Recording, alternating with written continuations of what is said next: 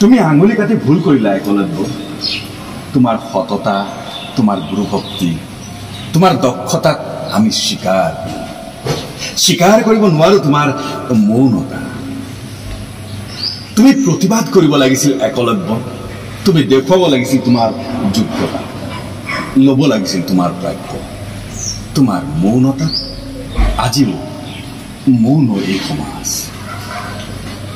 তুমি আঙুলি কাটি সিদিনা দান কৰিব নালাগিছিল চতুৰ দ্ৰোণাচাৰ্যৰ হাতত। দেখিলানে তুমি কিদৰে ৰজাৰ পুতেক ৰজা হোৱাৰ অধিকাৰ বিচাৰি প্ৰতিবাদ কৰিছিল দুৰ্যোধনে?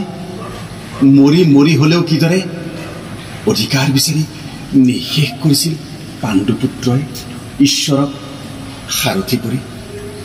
দেখা নাছিলানে তুমি সিহঁতৰ অধিকাৰ অনধিকাৰৰ মাজত, আভিজাত্য স্বাভিমানৰ মাজত কিদৰে নিঃশেষ হৈছিল হেজাৰ হেজাৰ জনতা?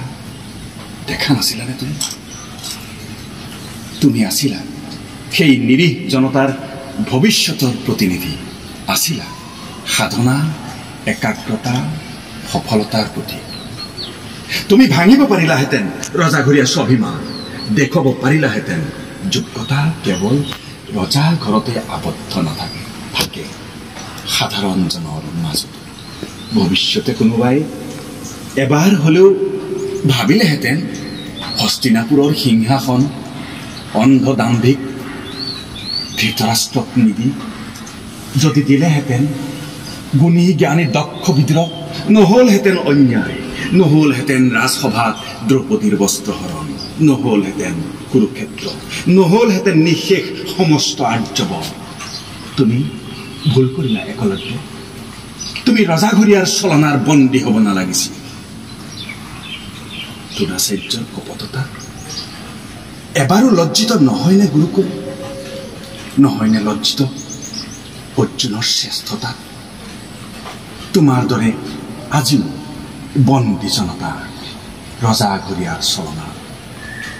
দ্ৰোণাচাৰ্যই যুগে যুগে কৰিছে কপটতা, যোগ্যজনে হেৰুৱাইছে যোগ্য আসন, দিব লগা হৈছে দান বুঢ়া আঙুলি ৰজাঘৰীয়াৰ স্বাৰ্থৰ বাবে। তুমি প্ৰতিবাদ নকৰি ভুল কৰিলা একলব্য। তুমি মুক্ত কৰিব লাগিছিল ভৱিষ্যতৰ প্ৰজন্মক বুঢ়া আঙুলিৰ দৰে গুৰু দক্ষিণাৰ পৰা। তুমি আঙুলি কাটি ভুল কৰিলা একলব্য।